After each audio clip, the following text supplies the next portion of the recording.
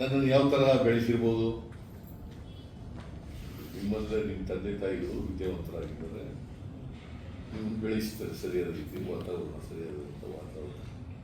ನಮಗೆ ಹಿಂಗೆ ನಾನು ವೀರ ಮಕ್ಕಳು ಕಲಿತಾ ಇದ್ದೆ ನಮ್ಮ ಊರಿನಲ್ಲಿ. ಆಗ ಮೇಷ್ಟ್ರು ಅಕ್ಷರಾಭ್ಯಾಸ ಮಾಡಿಸ್ತಾ ಇದ್ದರು ಮರಗಳಲ್ಲಿ. ಅಭ್ಯಾಸ ನಾನು ಮಾಡಿದೆ.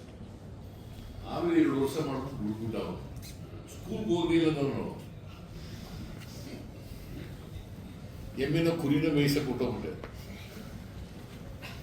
ಆಮೇಲೆ ರಾಜಪ್ಪ ಬಂದಿರೋದ್ರಿಂದ ನಾವು ಮನುಷ್ಯರಲ್ವಾ? ಕುವೆಂಪು ಏನ್ ಹೇಳ್ತಾರೆ? ಹುಟ್ಟುವಾಗ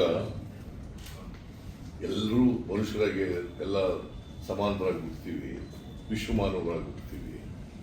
ಬೆಳೀತಾ ಬೆಳೀತಾ ಅಲ್ಪಮಾನವರಾಗಿ ಹುಡ್ತೀವಿ. ಯಾಕೆ? ಮನುಷ್ಯನ ಪ್ರೀತಿಸ್ಬೇಕು, ದ್ವೇಷಿಸ್ಬೇಕು. ಅವನು ಕೆಳಜಾತಿಯವನು ಅಂತ ದ್ವೇಷಕ್ಕಾಗುತ್ತ? ಅವನು ಅಸ್ಪೃಶ್ಯ ಅಂತ ದ್ವೇಷಕ್ಕಾಗುತ್ತ? ನಾನು ಮೇಲ್ಜಾತಿಯವನು ಅಂತೇಳಿ ಇಲ್ಲದಿರೋಂಥ ಗೌರವವನ್ನೆಲ್ಲ ಸಂವಿಧಾನದಲ್ಲಿ ಕೊಡದೇ ಇರ್ತಕ್ಕಂಥ ಗೌರವವನ್ನೆಲ್ಲ ಪಡ್ಕೊಳಕ್ಕಾಗತ್ತ? ಜಾತಿ ಹೋಗ್ಬೇಕಿಲ್ಲ.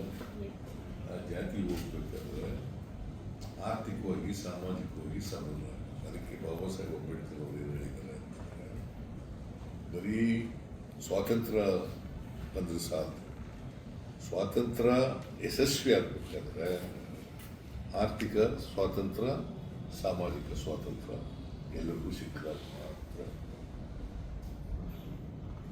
ಸಮ ಸಮಾಜವನ್ನು ನಿರ್ಮಾಣ ಮಾಡಲಿಕ್ಕೆ ಸಾಧ್ಯ. ಸಮ ಸಮಾಜ ಆಗ್ಬೇಕಲ್ಲ? ಆಗಬೇಕು ಬೇಡ?